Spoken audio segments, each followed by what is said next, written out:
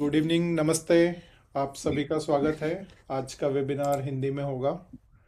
मेरा नाम सूर्य प्रकाश सोनी है और विचार webinar series federation of Indian associations of Victoria का इनिशिएटिव है। पिछले कई वर्षों से मैंने अनुभव किया है कि समाज के अंदर कि लोगों से लोगों का जुड़ाव नहीं हो पा रहा है। लोग अपने विचार किसी मंच पे रखना चाहते हैं, वो मंच की उपस्थिति नहीं है। तो इसलिए हमने ये विचार वेबिनार सीरीज पिछले 1 1.5 वर्षों से शुरू किया है। प्रति सप्ताह हम लोग शुरू करते हैं, जिसमें लोग अपने विचारों को, अपने अनुभवों को, अपने कठिन अनुभवों को बहुत सरलता से, सहजता से लोगों के सामने प्रस्तुत करते हैं। अपना सारा जो अनुभव ज्ञान उनका होता है वो बिना कोई शुल्क के सभी के लिए समर्पित करते हैं। तो इसी श्रृंखला में आज हम, हमारा बहुत अच्छा सौभाग्य है कि आज हम अत्यंत सौभाग्यशाली हैं कि हमारे बीच में अमेरिका से डॉक्टर मृदुल कीर्ति जी उपस्थित हैं। स्वागत है डॉक्टर मृदुल कीर्ति जी। मैं आपका संक्षिप्त परिचय दे देता हूँ। वैसे तो परिचय जो मैं दूंगा उससे कई बड़ा है आपका परिचय, लेकिन मैं छोटा सा प्रयास करूंगा और उसमें मेरे से कोई त्रुटि हो तो क्षमा करें मृदुल जी। मैं आपका परिचय देता हूँ। डॉक्टर मृदुल कीर्ति जी ने अपना जीवन संस्कृत के कालजयी ग्रंथों को हिंदी काव्य में रूपांतरित करने में समर्पित किया है। सामवेद का पद्म पद्यानुवाद, नौपनिषदों का हरिगीतिका छंद में काव्य रूपांतरण, श्रीमद् भगवद गीता का ब्रज भाषा सवैया छंद में अनुवाद, अष्टवक्र गीता, विवेक चूड़ामणि, पतंजलि योग दर्शन और विश्व का प्रथम सांख्य काव्य अवधी भाषा में, रामायण की शैली में दोहे चौपाई छंद में। उन्हें विश्व हिंदी सम्मेलन फिजी में विश्व हिंदी सम्मान, केंद्रीय हिंदी संस्थान का पद्म भूषण मोटूरी सत्यनारायण पुरस्कार, उत्तर प्रदेश हिंदी संस्थान का प्रवासी भारतीय हिंदू भूषण सम्मान और भारतीय अनुवाद परिषद का राष्ट्रीय द्विभाषीय पुरस्कार प्राप्त हुआ है। आज वे हमसे एक गहन प्रश्न पर संवाद करेगी। क्या आप सोचते हैं या सोच आपको चलाती है? विचार शक्ति, वही विचार जो हमारे इस इनिशिएटिव, इस वेबिनार सीरीज का नाम का भी मूल है। आइए हार्दिक स्वागत करते हैं डॉक्टर मृदुल कीर्ति जी का। ओवर टू यू डॉक्टर मृदुल कीर्ति जी। प्रणाम, सबको नमस्ते। और आनंद है कि आप लोगों से जुड़ पा रही हूँ। और जैसा कि आपके इस मंच का, इस पटल का नाम ही विचार शक्ति है, तो आज कदाचित वो जो उसको चरितार्थ कर रही हूँ मैं, शीर्षक को। तो विचार क्या है? इतना रहस्यमय प्रश्न है ये। जैसे ईश्वर को आज तक लोग परिभाषित नहीं कर सके, इसी तरह विचार शक्ति को भी पूर्णतः परिभाषित कर पाना किसी की क्षमता में है ही नहीं, क्योंकि ये ईश्वर की वो एक अदृश्य शक्ति है जो हमारी चेतना से बहुत गहराई से जुड़ी है।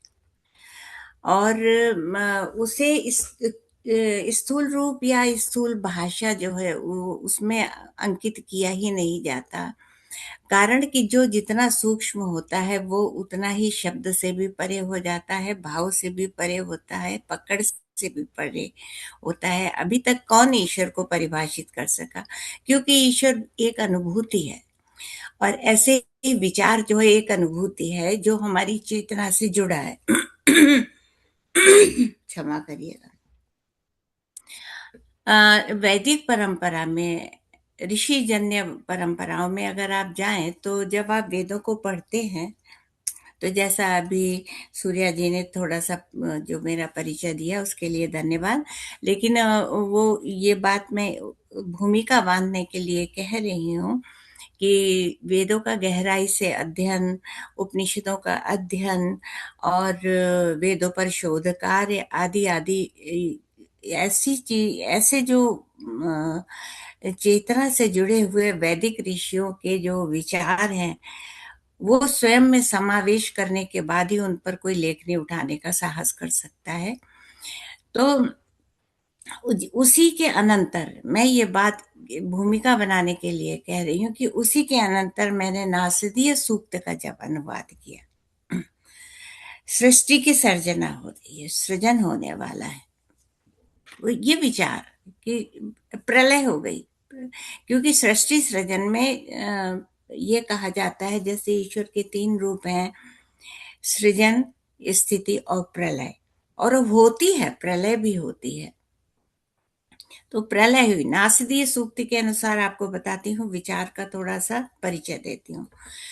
तो नासदीय सूक्त में प्रलय के बाद सर्वत्र इतना गहन अंधकार था, जैसे अंधकार ने अंधकार को ओढ़ रखा हो, तम ने तम को आवृत कर रखा हो। वहां यही शब्द है संस्कृत में, तमावृता, तम ने तम को ओढ़ा रखा हो। अब वहां से एक जैसे हमारा बिग बैंग साइंटिस्ट ने कहा कि एक कंपन, वो कंपन जो था वो ब्रह्म की शक्ति थी।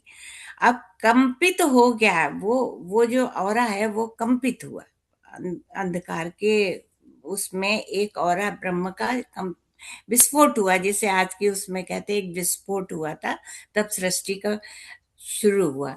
अब विस्फोट हो तो हो गया, वो एक पदार्थ था जो उजागर हुआ, लेकिन आगे सृष्टि कैसी होती है वहां पर मैं आपको लाती हूं कि वहां पर जो नासदीय सूक्त में है कि ब्रह्म को एक विचार आया, विचार पर ला रही हूं मैं, कि ब्रह्म को एक विचार आया कि मैं एको अहम बहुश्याम, मैं एक से बहुत हो जाऊं, अर्थात मैं एक एक जीव में अपने अंश को समाहित कर दूं। और अंश जो ब्रह्म का अंश होता है वो सदा पूर्ण ही होता है। कहने को अंश होता है लेकिन वो पूर्णांश होता है, क्योंकि ब्रह्म को कोई आधा बांट नहीं सकता। तो अंश का अर्थ है उसकी ऊर्जा हम में आई, तो वो एक विचार आया। वो विचार जो था उसको और गहरे हम आपको ले जाएं तो वो विचार जो था उसको हम ईश्वर के बहुत सारे नामों में एक नाम लेते हैं, आप्त काम। आप्त काम अर्थात स्वयं से उसने इच्छा, स्वयं को प्रकट करने की इच्छा या विचार किया। इच्छा शब्द यहाँ नहीं आएगा, इच्छा तो बात का विवरण है विचार से। तो उसको आप, ये बहुत गहरा शब्द है। आप्त काम को सोचिए, स्वयं में कामना पैदा की या स्वयं में को प्रकट करने का एक विचार आया उनको। तो ये वो विचार शक्ति है जो सृष्टि को बना देती है, सृष्टि को सृजित कर देती है। और उस आप्त काम की शक्ति को जब ये अवतारी पुरुष अपने में उतारते हैं तो कृष्ण को भी आप्त काम के संदर्भ में लाया जाता है, राम को भी आप्त काम के संदर्भ में लाया जाता है, कि वो एक विचार पैदा करते हैं कि मैं प्रकट हूं, सृष्टि बने। तो आप सोचो, जब सृष्टि उस विचार से बनती है तो वही अंश ईश्वर ने मुझे वैचारिक शक्ति के, वैचारिक ऊर्जा के, अपने अंश के, ये मैंने इतनी बड़ी बात आपको नासदीय सूक्त के संदर्भ से बताई कि विचार वो भी, ब्रह्म भी विचार करता है। तो विचार जो है, इसको संस्कृत में ईक्षण कहा गया है, नासदीय सूक्त में इसको ईक्षण कहा गया है, जो अपभ्रंश होके आगे और जो व्यवहारिक रूप में आई तो इच्छा कह सकते हो। तो वो उसको संस्कृत में वहां नासदीय सूत्र में ईक्षण कहा गया। अब विचार शक्ति की ऊर्जा का विवरण सुनिए। आप जो सोचते हैं, जो चिंतन करते हैं, आप वही हो जाते हैं, और आप वही हैं भी।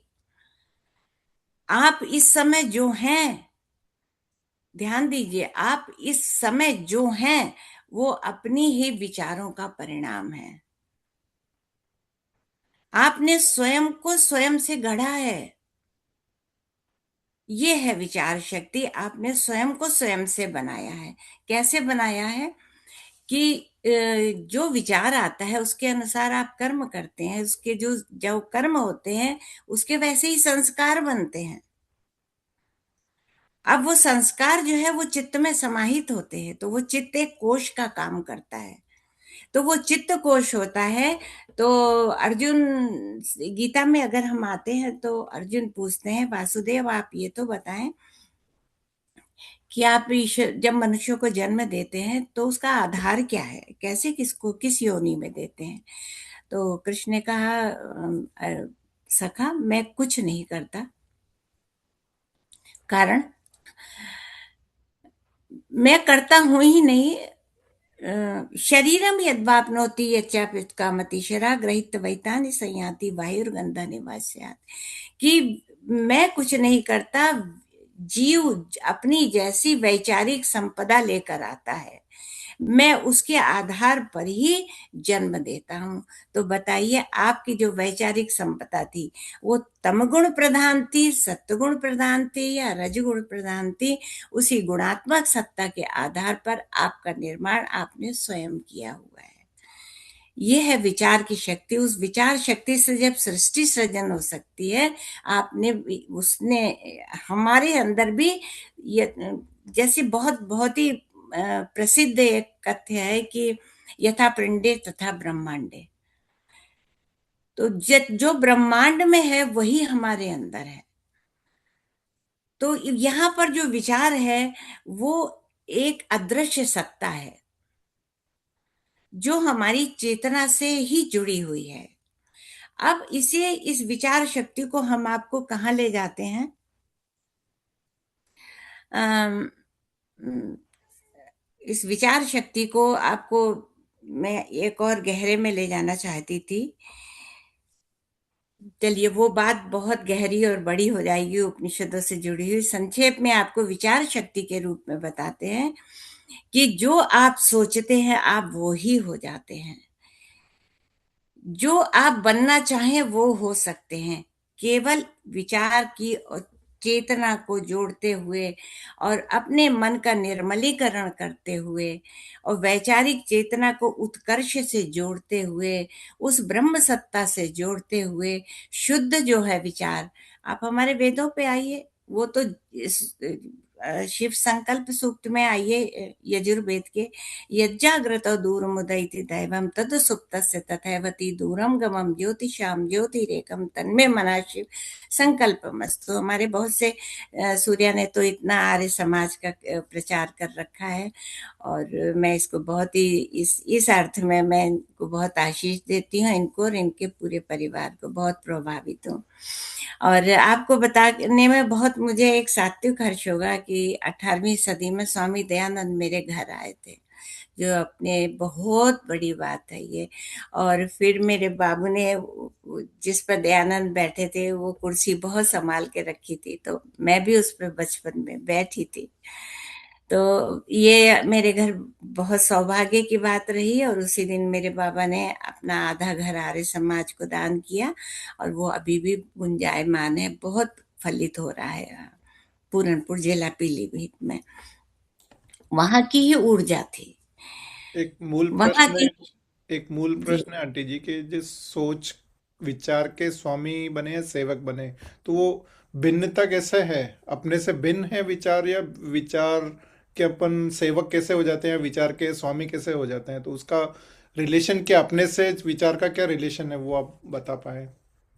जी, विचार एक सुप्रीम सत्ता है। इसे हम यहाँ आपके प्रश्न को इसलिए बहुत स्पष्ट करते हैं कि मैंने जब सांख्य योग दर्शन का काव्य अनुवाद किया, जो अपने आप में बहुत ही विशद और गूढ़ था, तो उसमें पहले जब सृष्टि को अव्यक्त कहा गया, अव्यक्त जो है वो प्रकृति को अव्यक्त कहा गया, जब वो स्वयं को व्यक्त करती है तो सबसे पहले क्या बनाती है? सबसे पहले बनाती है बुद्धि। आप सोचिए, सबसे पहले बुद्धि। जब हम बने हैं तो हमें सबसे पहले बुद्धि मिली है, और बुद्धि को कई पर्यायवाची से बुलाया गया है। उसमें एक उसको महत् कहा गया, अर्थात सबसे महत्वपूर्ण, और दूसरा उसको प्रत्यय कहा गया। प्रत्यय माने प्रतीत करने की शक्ति, पहले प्रतीत की शक्ति दे दी उसने। तो बात देखिए, आप उससे गवर्न है या वो आपको गवर्न करता है? नहीं, विचार जो है वो आपके अपने जो गुणों की क्वालिटी होगी, उसके आधार पे आपको विचार आएंगे। आपको कभी विचार नहीं आएगा कि चलो हम सिगरेट पी लें, क्योंकि जो सात्विक प्रवृत्ति में है उसके निषेध आ जाएगा, नेति, ये नहीं होना है। तो किसने तय किया? ये बुद्धि ने तय किया, प्रत्यय ने किया, जो प्रतीत करने की शक्ति होती, जो निर्णायक शक्ति होती है। अब बुद्धि के बाद क्या बनाता है ईश्वर? अहम बनाता है। सोचिए, बहुत बड़ा सूत्र मैं आपको बता रही हूँ, जो सामान्यतः, क्योंकि सांख्य योग दर्शन में प्रवेश भी मुश्किल से हो पाता है, और हमारे ग्रंथों के और दर्शन की परंपरा में ये क्लिष्टतम है। पहले बुद्धि बनती है, उसके बाद अहम बनता है। अहम का अर्थ है अब अस्तित्व में आए हो तुम। पहले चेतना दे दी निर्णय के लिए, पहले जज बिठा दिया, अब तुम्हें अस्तित्व में आए। अब उसके बाद मन बनता है। तो आपका मन जो है उसको इंद्रियों से जोड़ दिया है। मन इंद्रियों से, मन मन में पांचों ज्ञानेंद्रियां हैं, पांचों कर्मेंद्रियां हैं। मन के बाद पांच ज्ञानेंद्रियां बनती हैं, पांच कर्मेंद्रियां बनती हैं, और पंच, फिर उससे पंचभूत बनते हैं, पंचभूत से पंच तन्मात्राएं बनती हैं। तो ये जो 20 की कलेक्टिविटी है, ये किससे नियंत्रित है? ये मन से नियंत्रित है। और मन से पहले कौन है? विचार, अहम, जो आपको ऊपर बताए हम। तो सर्वोच्च सत्ता जो है वो मन की है, वो अहम, वो सॉरी, बुद्धि की। बुद्धि की है। अमित की और है। उसके बाद विचार। बुद्धि में एक सेक्शन है जिसमें विचरण करने के दिया, कि लो भैया तुम्हें एक, इस सृष्टि ने वो दे दिया, सृष्टि बना दी है। आप ईशावास्योपनिषद में जाइए, कहते नहीं, पहला ही मंत्र कहता है ईशावासमिदं सर्वम यत किंच जगत्याम जगत तेन त्यक्तेन भुंजीता मागधा कस्य सिद्धनम। पहले कहते, वो कह रहे ईश्वर कि मैंने सारी सृष्टि बना दी है, अब भोगो इसको, तेन त्यक्तेन भुंजीता, त्याग करते हुए भोग करो। ये तो उसने, ईश्वर ने सबसे पहला संदेश दे दिया। अब आपकी बुद्धि जो है, तेन त्यक्तेन भुंजीता, अब त्याग करके नहीं, भोग के, इसे तुम इदम मम अपना मान लेते हो, या इदम मम ये मेरी नहीं है। दो सूत्र है, इदम मम, तो जगत में तुम लिप्त हो जाओगे, और तभी तो दूसरा सिरा है इदन मम, ये मेरी नहीं है। ईश्वर पहले ही कह देता है त्यक्ते न भुंजीता। और माग्रधा, देखो यहीं पर आ गया ना, तम, अगर तुम लालच करते हो तो पहले मंत्र में ही गिद्ध शब्द कहा है। ग्रधा माने गिद्ध, लालच का परिचायक है। तो अगर तुम लालच के उसमें आ जाते हो तो तमस में आ जाते हो ना। माँ ग्रधा कस्य सिद्धनम, ये किसका है? अर्थात किसी का नहीं। अब आइए उस बुद्धि पे, मन पर आइए, जो हमने ऊपर वे दोनों को जोड़ दीजिए। तो अब कौन किससे गवर्न है? आपकी अगर तमस वृत्ति प्रधान है तो आप लालच से गवर्न हो। लालच से गवर्न का एक उदाहरण इस युग में इससे बड़ा नहीं मिल सकता है, राम मंदिर में चोरी का। क्या था ये? क्या था ये? ग्रधा ही तो थी जिसने सारे विचारों को ढक लिया उसने। तो जहां पर ये हमारी वैदिक परंपरा मनसा वचना कर्मणा तीनों तरह से शुद्ध होने की बात करती है। तीनों तरह से। अगर कोई चीज कहीं पड़ी है और आपके मन में ये विचार भी आ गया कि ये मैं ले लूं, तो प्रकृति आपको उतना ही बड़ा चोर समझती है जितना कोई उठा, जो उसको क्रियान्वित करता है। अब चूंकि आपके मन में आ गया, लेकिन आपको मौका नहीं मिला, अवसर नहीं मिला, इसलिए आप मन में लाके रह गए।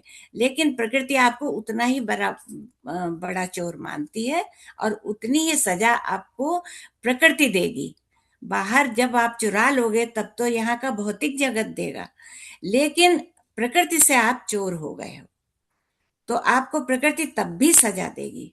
तभी कहते हैं कि आनो भद्रः क्रतवो यंतु विश्वतः, हमें चारों ओर से शुद्ध विचार प्राप्त हो, और एक निर्मलीकरण और वैचारिक शुद्धता जीवन की सबसे बड़ी परम शक्ति है और परम ऊर्जा है, और ईश्वर का सबसे बड़ा वरदान है कि हम सत्य विचारों में विचरण करें और सात्विकता में जीवन का यापन करें। विचारों में जुड़ने के लिए फिर मन का प्रयोग होगा, इसका अर्थ यही हुआ आप कह रहे हैं कि हम स्वामी कैसे हम्म। बने विचारों का? मन के माध्यम से बन पाएंगे? मन का स्वामी होगा विवेक से। मन जो है, देखिए, मन एक विचरण करने वाली शक्ति है। बहुत एक कई ग्रंथ इसमें महर्षि रमण ने भी कहा है कि लोग ये परिभाषित कर ही नहीं पाते। कोई महर्षि रमण ने कहा है, मन क्या है? मन विचारों का समूह है, उन्होंने ये कहा। लेकिन मुझे ऐसा लगता है कि मन विचारों का, मन तो बहुत चीज करता है, इतनी तीव्र गति है। गीता में कृष्ण कहते हैं कि बहुत प्रमथन शक्ति, छठे अध्याय में आई है, ये प्रमथन शक्ति वाला है। इसको, वायु के वेग को कोई कैसे रोक सकता है?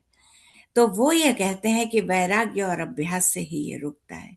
तो मन तो ये बहुत, और उसकी गति जो है, मन की गति के बराबर किसी की गति नहीं है।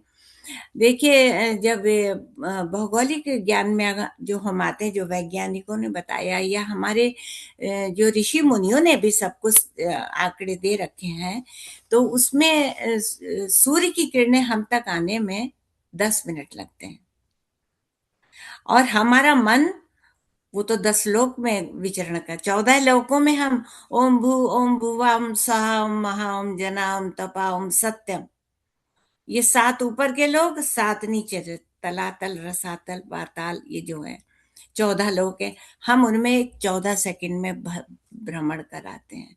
और मन की ऊर्जा देखो, मन जो है अतीत में कहाँ ले जाएगा। 1 मिनट में आप बात करते करते कहीं भी जा सकते हो। वो कौन है?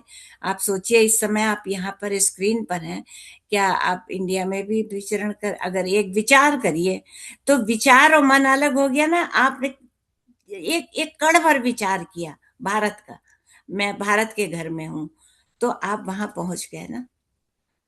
जी। तो विचार अलग है, मन अलग है। मन अब बहुत जगह भ्रमण करता है, वो चाहता है ये भी हो, ये भी हो, लेकिन विचार में फिर विवेक बुद्धि कहती है नहीं, तू वहां जा रहा है, नहीं अभी मत जा, रात हो गई है। तो ये बुद्धि निर्णय करती है, ये विचार आता है, तो वहां विवेक भी आता है। उसके भी कई कई स्तर हैं। जी। बुद्धि और विवेक के, सिंपल बुद्धि होती है, विवेक होता है, ज्ञान होता है, प्रज्ञा होती है, रितंबरा होती है। अरे जी। उसके भी 5 स्टेज हैं। बहुत अलग। तो इस तरह मन जो है वो विचरण करता है, विचार उसको थोड़ा सा विवेक देता है, और बुद्धि उसको नियंत्रित करती है। जी, बहुत बहुत धन्यवाद। पद्मा जी कुछ प्रश्न पूछना चाहती है। पद्मा जी, आप अनम्यूट करके प्रश्न पूछ सकते हैं जी।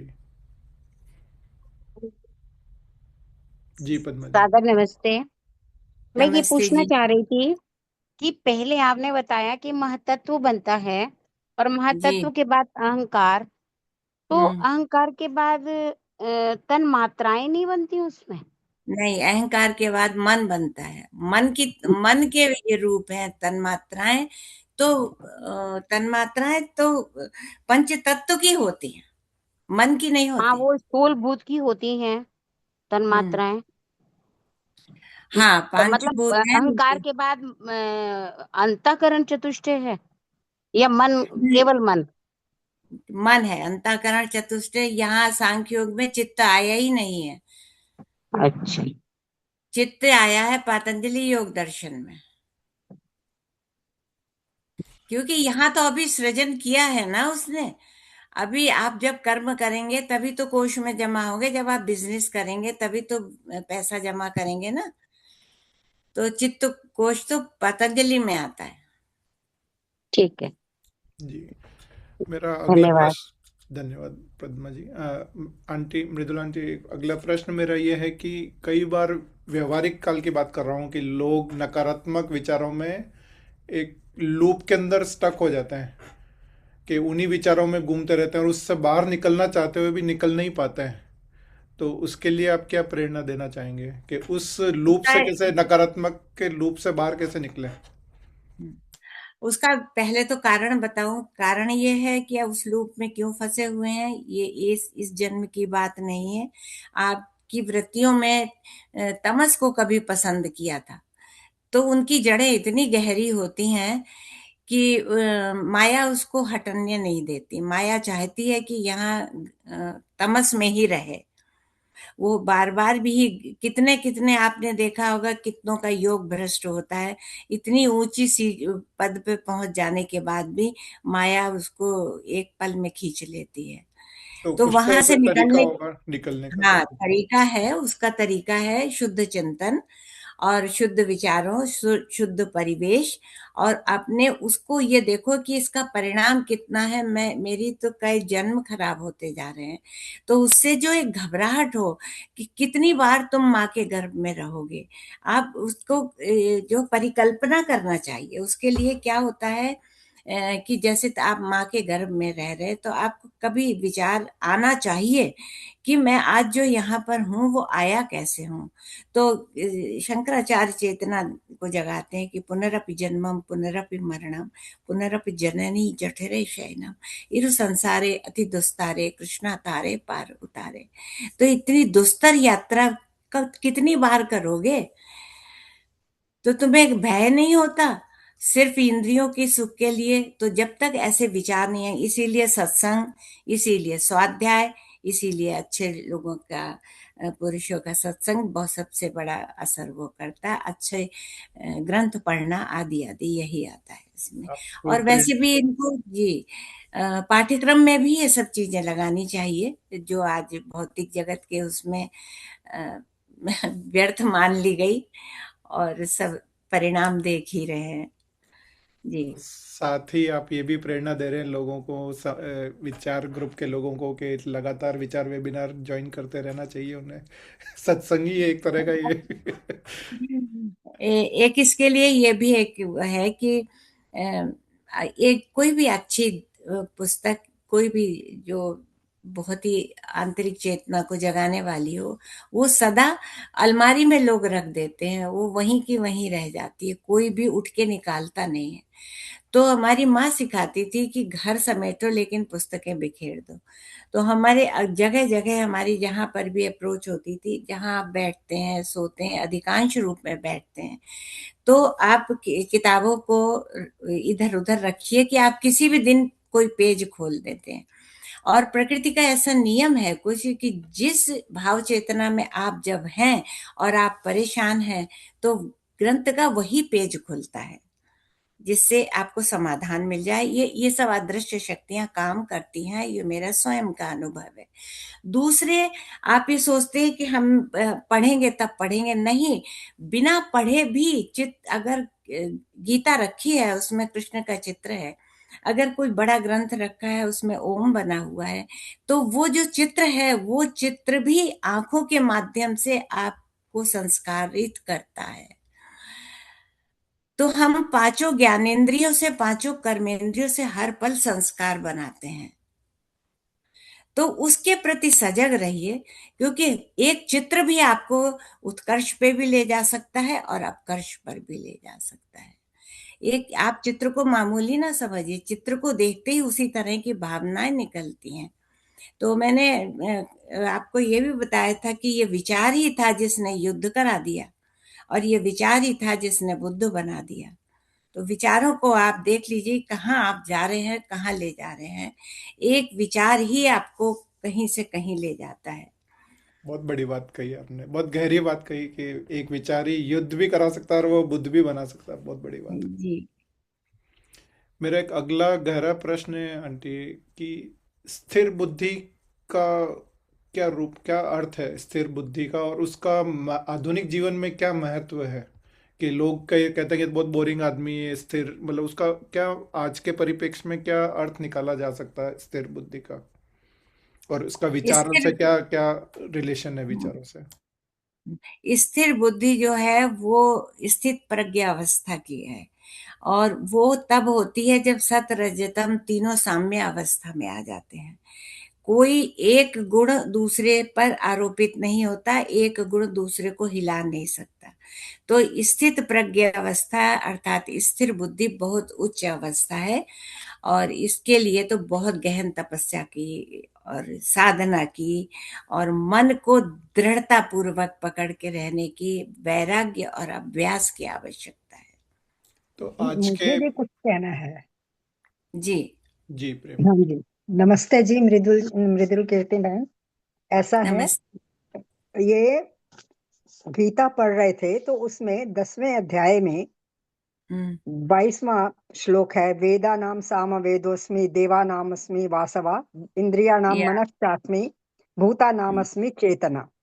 तो जी उसमें मन को जो है उसको इंद्रियों में सबसे ज्यादा प्रधानता दी गई है कि बुद्धि से भी ऊपर मन है, क्योंकि मन ही संकल्प विकल्प विकल्प की शक्ति रखता है। हम्म तो उसमें मतलब अभी आपने बताया कि बुद्धि की जो है महत्ता ज्यादा है, और यहाँ बताया है कि मन की महत्ता ज्यादा है। मुझे कुछ थोड़ा सा कंफ्यूजन हुआ तो मैंने कहा आपसे समझे। देखिए बताते हैं। आप कंफ्यूजन नहीं है, बिल्कुल क्लियर बात है। देखिए मन में 10 इंद्रियां हैं। आप सोचिए, हाँ जी। 5 ज्ञानेंद्रियां, 5 कर्मेंद्रियां मन में है। मन उनमें नहीं है। इंद्रियों से काम कौन करवाता है? मन मन करवाता है। करवाता है ना, मन करवाता है, क्योंकि मन जी, जब इंद्रियों के साथ जुड़ता है तो तभी वो तभी वो संकल्प संकल्प विकल्प और करता विकल्प है। कर। हाँ, हम्म। अब यहाँ इस स्थिति पे आपने मन को, क्योंकि ये आपके जगत की अवस्था है, लेकिन जगत से उपराम होने की अवस्था में आपका बुद्धि काम करती है। मन तो कितनी बार ऐसा करता है कि चलो शॉपिंग को चलते, या चलो या ना जाए। चलो नहीं जाएं या ना जाएं। मतलब आप देखिए मन में कोई, यहाँ एक बात और जल्दी से क्लियर करूं कि जैसे आपका मन किया, एक विचार आया आपको, अगर आप उस समय आपका विवेक काम आ जाता है कि अरे छोड़ो कौन जाए, अरे छोड़ो कौन शॉपिंग को जाए, धूप हो रही है नहीं जाते, तो वो बुद्धि जो है वो विवेक दे रही है कि आपको वहीं पे बुद्धि ने नियंत्रित कर लिया और रोक लिया। हाँ। लेकिन आप अगर मन मन को ही मानते रहेंगे तो वो तो आपको कहाँ कहाँ, तो तभी तो वो प्रधान है। अगर मन को प्रबल बनाएंगे तो वो आपको इधर उधर घुमाएगा, लेकिन अगर शुभ कर्मों में लगा देंगे तो वही मन जो है वो आपको ऊर्जा भी दे देगा। मन की शक्ति, आपका संकल्प और विकल्प के प्रकार देखिए किस तरीके के हैं। लेकिन निर्णायक बुद्धि जो होती है वो बुद्धि देती है, हाँ, और मन निर्णय जो है, बुद्धि देती है। ठीक है, बस निर्णय यही बुद्धि तो मैंने करती है। कहा था। बस आपका ठीक। मन तो 100 बात का करेगा, और ये आप संकल्प और विकल्प दो हैं उस पर। अगर शुभ कर्म के लिए संकल्प है तो ये मन ऊर्जा है, और अगर ये तमो वैसा है, तम गुण प्रधान है, तो ये मन अधम गति में गिरावट की ले ओर ले जाए। जाएगा। जी। धन्यवाद आंटी। धन्यवाद जी, धन्यवाद। आप अब ये बताइए, मैम ऑस्ट्रेलिया कब आ रही हैं? आज कहाँ दूरी है, आपके सामने ही तो हूँ। नहीं नहीं नहीं, ऐसे नहीं, ऐसे नहीं, हम तो समझ इंतजार समझ आता करते हूँ हैं। प्रेम आंटी। प्रोग्राम एक बार फिनिश करते हैं फिर आखिरी में सोशल बात अच्छी करते हैं। बात। जी धन्यवाद। हेमंत जी मैं आपसे 1 मिनट आता हूँ पहले। डॉक्टर तेजू ने हाथ रेज किया, उनसे फिर आपसे प्रश्न। धन्यवाद। डॉक्टर तेजू जी आपका प्रश्न। हाय। मेरा ये क्वेश्चन है कि आपने बताया जैसे त्रिगुण प्रजा है, लाइक सत्व तमो एंड रजोगुण। पर मुझे ये लगता है कि भगवान को ही बनाना था, तो ये 3 गुण बनाने की जरूरत क्या थी? सिर्फ सद्गुण ही बना था। अच्छा। ये तमोगुणी बना लेता, मेरा भी यही प्रश्न था बहुत साल पहले, लेकिन क्लियर हो जाता। जी ओवर टू आंटी। हाँ। देखिए ये जो है, ये जगत जो है ना, यहाँ का नाम है जगत, जगत। तो ये हिंदी की अगर उसकी व्याख्या में अभी आपके प्रश्न पर ही आ रही हूँ मैं, तो वो जो इसका नाम भी जगत क्यों रखा गया है। यहाँ जा कहता है जन्मते, गा कहते हैं गम्यते। जन्मते, ये वो जगह है जहां से आओगे तो गमन भी करना पड़ेगा। जा ग, हिंदी का एक एक शब्द आप हमें दीजिए, हम आपको उसकी जड़ों में ले जाके बताएंगे कि कितना गहरा दर्शन है ये। तो जन्मते इति गम्यते इति जगस्ता, यहाँ से जाना। वो यहाँ पर भेजता है अपने, तुमको एक एक खिलौना देकर भेजता है। ईशावास्य उपनिषद का जो मंत्र मैंने पहला बोला, वो समझाना। ही इसके आपका समाधान है। वो ही समाधान है। वो कहता है कि ईश्वर खुद कहते हैं कि ये संसार मैंने बनाया, जाओ भोगो, खुद तो कहते हैं। लेकिन लालच मत करना, तुम अपना मत मान बैठना। अब तुमने अपना मान लिया, तुमने आसक्ति कर ली, मोह कर लिया, ये तो मेरा है। जैसे तुम ममत्व करोगे, जैसे तुम प्रियता करोगे, निजता करोगे, उसमें रुचिता करोगे, वहीं से तुम्हारे विकार लड़ाई, अरे ये तो मेरा मेरा घर है, इसने यहाँ पर किसी ने कैसे ले लिया, अरे मैं तो एक सुई की नोक के बराबर भी भूमि नहीं दूंगा, दुर्योधन कह रहा है। तो वहां दुर्योधन अपना मान बैठा ना, और वहां इतनी बुद्धि उसकी हो गई थी कि उसे यही नहीं पता ये कृष्ण कौन है, ये अवतारी हैं, मैं उनके साथ रह रहा हूं, उनको सामान्य पुरुष समझ रहा है, ये किसने करा, उसकी जो तमस वृत्ति थे, क्योंकि इन्होंने कहा माग्रधा, लालच नहीं करना। अर्जुन ने, दुर्योधन ने लालच किया। तो इसी तरह आप इसको आरोपित करके अपने जीवन में देखिए कि उसने क्यों बनाया, उसने नहीं बनाया, उसने निर्देश दिया था कि लालच मत करना, और तुमने सारे सृष्टि में सब कुछ अपना मान रखा, मैं मेरा ममकार, तो वहां से तम शुरू हो गया। तो तम तो आपने उसको बढ़ाया है, उसने तो दिया था खिलौना खेलने के लिए जगत का। शुरू कहाँ से हुआ? आपके लालच से शुरू हुआ, आपकी आसक्ति से शुरू हुआ, आपकी माया से शुरू हुआ। तो तम यहाँ पर प्रगाढ़ हुआ। इसको ऐसा भी इसमें तो कह सकते हैं आंटी कि अगर सिर्फ सत्व ही होता तो मोनोटोनस हो जाता जीवन। सत्य ही होता फिर संसार है। की जरूरत ही नहीं रहती फिर तो। नहीं तो उसका नाम ही संसार है, सारा ही असार है, वो तो सार है ही नहीं उसमें। तो बट ये आपका वृत्तियां जो उसने उसने वृत्तियां भी तो दी है ना, हमने वृत्तियों का समायोजन और उसका उपयोग कहाँ किया, उसको बुरी वैसे किया तो उसका परिणाम भी गलत होगा। इसको शुद्ध रूप में डॉक्टर तेजी, आपका प्रश्न बहुत गहरा है। शुद्ध रूप में ऐसा कह सकते हैं मृदुल आंटी की प्रकृति नित्य है और सत रज तम नित्य है। ईश्वर ने तो सिर्फ आत्मा को उस संसार में भेजा है, ऐसा कह सकते या हैं। यही तो मैं कह रही हूँ कि उसने ही तो भेजा है, पहले बना के ही संसार उसने बना के हमको भेजा, और हमने उसका सदुपयोग ठीक से नहीं किया, तो वहां ये तमस वृत्ति आती।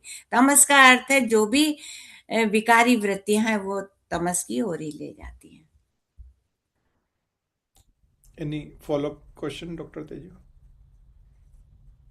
No, I think I understand it. मुझे ऐसा समझ आ गया कि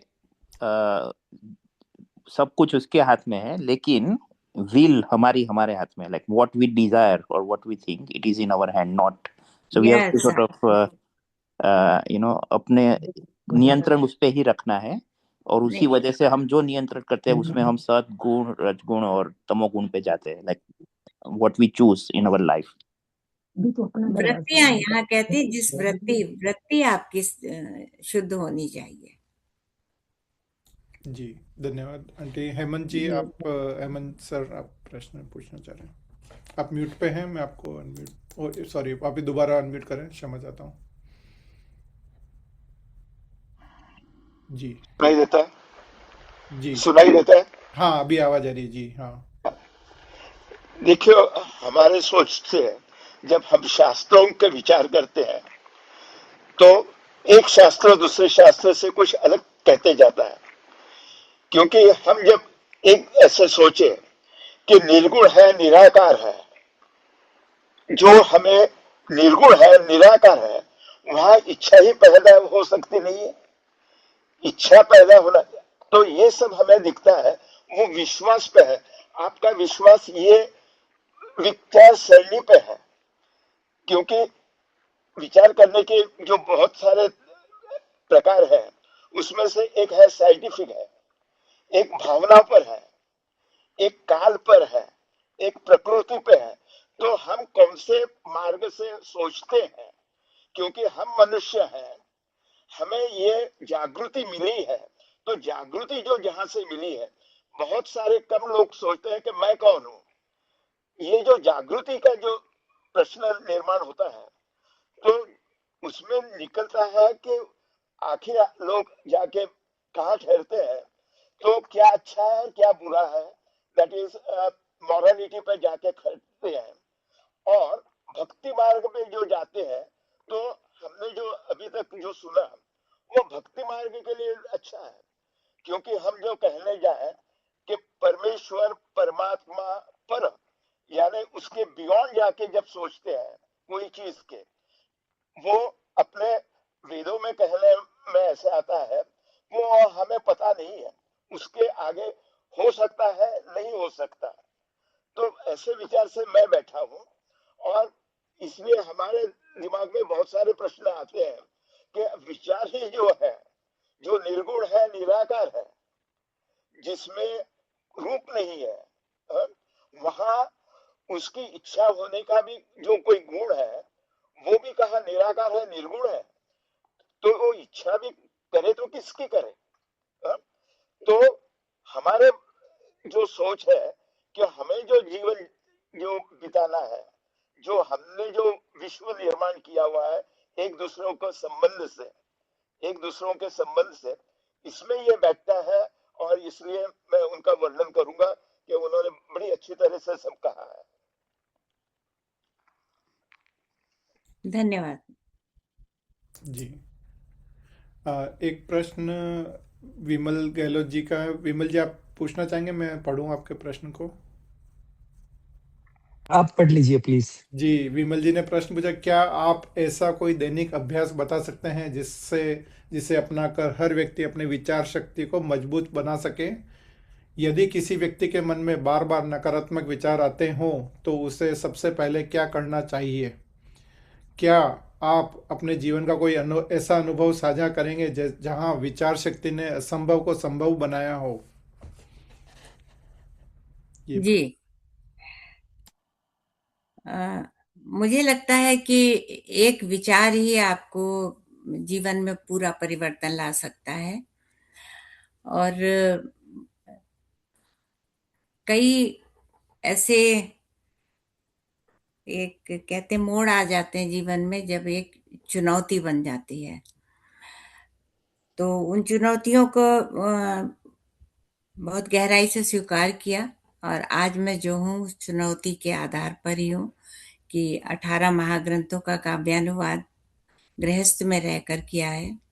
सामवेद, ईश, केन, कठ, प्रश्न, मुंडक, मांड्यूक, ऐत्रेय, तैत्रीय, श्वेताक्षर, श्रीमद् भगवद गीता, अष्टावक्र गीता, पातंजलि योग दर्शन, सांख्य योग दर्शन, विवेक चूड़ामणि, आत्मबोध, अपरोक्षानुभूति, प्राण सूक्त, नासदीय सूक्त आदि आदि बहुत बहुत लंबी श्रृंखला है। कैसे किया? इसके पीछे कौन था? कुछ था। कुछ था, इसी में आप थोड़ा संतुष्ट हो जाएं। कुछ था जिसने मुझे प्रेरित किया, और उसके लिए जो है आपके जो विचारों की क्वालिटी है वो उस पर 3 शक्तियां काम करती हैं। एक होता है कि आप अपने पिछले जन्म के संस्कार क्या लेके आए थे, जो मैंने अभी गीता के संदर्भ से बताया था। दूसरा, आपकी स्वयं की चेतना किस स्तर पर थी, एक और अपनी माँ के गर्भ से और परिवेश, इस तरह से ये 3 प्रवृत्तियां जो हैं जो आपको बनाती हैं। तो उनमें से इस जगत में आकर आप किससे प्रलोभित होकर आगे बढ़ते हैं और किससे अच्छा होते, अब पता आपको भी है कि ये ठीक नहीं है, लेकिन आप बुद्धि को स्थान नहीं देते, आप बुद्धि को नकार देते हैं, क्योंकि इंद्रियों का सुख प्रबल होता है, अति प्रबल होता है, अतिशय प्रबल होता है। तो जहां आप नकारात्मक ऊर्जा के घेरे में हैं, उसने आपको पकड़ रखा है, तो इसके मतलब आप इंद्रियों के वश में हैं। और इंद्रियां जो हैं वो पतन की ओर ले जाती हैं, आत्मा उत्कर्ष की ओर ले जाती है। आप जिसके भी अधीन हैं, इंद्रियों के अधीन हैं, तो इसमें नकारात्मक शक्तियां ही आएंगी। और अगर आप अपनी आत्मा के अधीन हैं तो सकारात्मक शक्तियां ही आएंगी। और एक बात और, जब 11-12 वर्ष की थी तब हमारे यहाँ स्वाध्याय 3 से 5 होता था। मेरा क्या मन लगना था स्वाध्याय में, पर करना पड़ता था। तो अम्मा ने कहा था कि मुझे पता है तुम्हारा मन नहीं लग रहा, लेकिन एक जो उन्होंने दोहा बताया था कि ये आपके प्रश्न का भी उत्तर है कि तुलसी अपने राम को हीज भजो या खीज, हीज माने हृदय से, खीज माने खिसिया के, तुलसी अपने राम को हीज भजो या खीज, पर भूमि पड़े उपजेंगे ही उल्टे सीधे बीज। तो जो जिस समय आपकी नकारात्मक शक्तियां प्रबल हो रही हैं, उस समय उसको सात्विकता की ओर या उच्चतर स्तर की ओर ले जाने का करिए। लेकिन मन नहीं लगेगा, लेकिन उल्टे सीधे भी कर लीजिए, तो भी कहीं ना कहीं चेतना में उसके बीज जो है आपके, और समय आने पे उद्दीप्त होंगे। बहुत बड़ी बात कही आपने। और ये मेरा भी व्यक्तिगत अनुभव रहा बचपन से, कि बचपन में उन चीज़ों का अर्थ समझ में नहीं आता, या कोई हम्म। बड़े होने के बाद भी कोई पर्टिकुलर समय में आपको उस क्रिया का महत्व समझ में नहीं आता, लेकिन वो बीज के रूप में कहीं ना कहीं अंकुरित होते हैं और वो आपको फल देते हैं अनायास, अन- कठिन स्थिति बिल्कुल। परिस्थिति में। या बच्चों को संस्कारित करने का यही प्रयोजन है कि उन्हें, आपको लगेगा कि उन्होंने सुना नहीं, नहीं, लेकिन उनकी जो अवचेतन मन है वो सब ग्रहण करता है। क्योंकि अंतस आप, ये जो आपका ज्ञान है, आपके जो संस्कार है, आपकी रोज की कर्म विधि जो है, शैली जो है, वो सब बच्चा ग्रहण कर रहा है। अंदर का कैमरा बड़ा प्रबल होता है। इसको इस रूप में भी कह सकते हैं मृदुला आंटी, कि कई बार हम बच्चों को कहते हैं कि ऐसा करो, या झूठ मत बोलो, या जल्दी उठो, लेकिन स्वयं ही अगर लेट उठ रहे हैं, स्वयं झूठ बोल रहे हैं हम, या तो वो आचरण बोलते हैं, आचरण से अर्थ का अनर्थ हो जाता है। तो आचरण के ऊपर हमें, जो उन्होंने पूछा विमल जी ने, कि हम दैनिक अभ्यास क्या करें, दैनिक अभ्यास में आचरण को सुधारते रहें तो अपने आप विचार भी सुधरते जाएंगे, या तो ऐसा कह सकते हैं। पूजा वही सार्थक है जो आचरण में उतरती है, नहीं तो ढोंग है। मत करो, वो ज्यादा अच्छा है। जी। बहुत बहुत धन्यवाद मृदुल जी, बहुत बहुत धन्यवाद। बहुत अच्छे तरीके से आपने समझाया। Thank you so much Soni ji. Thank you Vimal ji. अन्य कोई प्रश्न पूछना चाहेंगे? चलिए। Any other question, last question before we wrap up?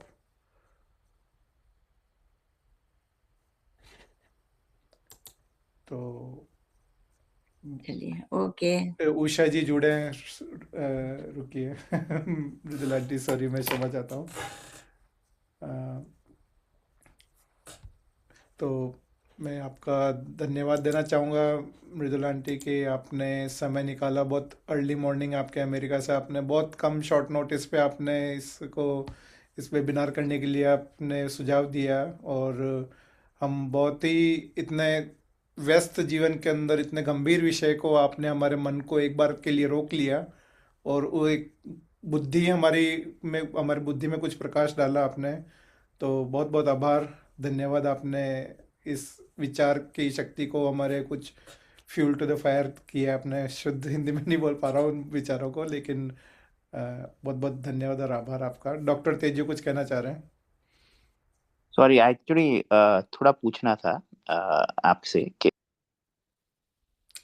आप म्यूट पे चले गए डॉक्टर तेजू। हेलो, सुनाई दे रहा है? जी जी जी। हाँ, मुझे ये पूछना था कि जो सब बुक आप बोल रहे हैं कि आपने अनुवाद किया है, वो कहाँ से ले सकते हैं, हमें पढ़ना है तो? मैंने लिंक डाला था इसमें पोस्ट के अंदर। हम्म। तो आंटी की वेबसाइट भी है, और उनकी जो कविता कोश .org/मृदुल में भी है, और मृदुलकीर्ति.com पे है। तो ओके। कुछ इन्फॉर्मेशन वहाँ मिल जाएगी। अन्यथा मृदुल आंटी, आप और जानकारी बढ़ाएं कि और कहाँ मिल सकती है हाँ। पुस्तक? अमेजॉन पर है विवेक चूड़ामणि और पातंजलि योग दर्शन। हम्म।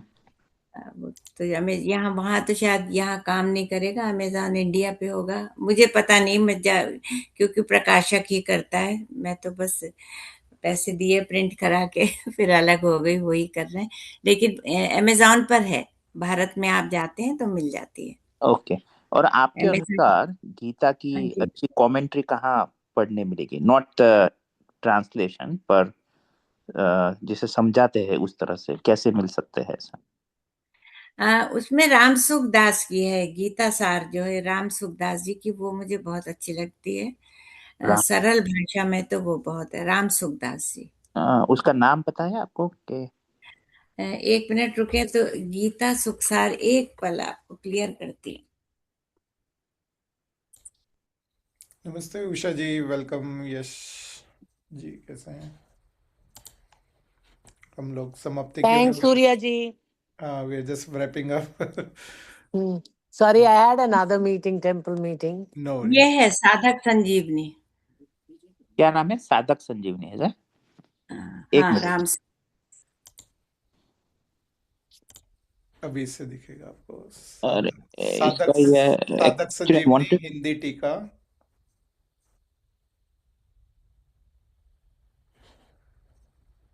जी आप म्यूट पे डॉक्टर तेजी, बताओ, होपफुली आपने नोट कर लिया नाम। बहुत सुंदर है ये साधक संजीवनी। नहीं, मैं एक्चुअली उसका साधक संजीवनी नाम है, राम सुख सागर। Okay good. राम सुख दास जी। राम सुख Das ji, Sadhak Sanjivani. Thank you very much. बहुत बहुत चलो ओके। धन्यवाद। बहुत बहुत धन्यवाद, बहुत बहुत आभार आंटी जी। और बहुत जल्दी आप ऑस्ट्रेलिया पधारे, स्वागत है। हम जल्दी से जल्दी मिलते हैं। चलिए, थैंक यू। जी धन्यवाद। शुभ रात्रि। Have a good day for you, और बाकी सबके ऑडियंस के लिए शुभ रात्रि। ओके। Thank you. नमस्ते।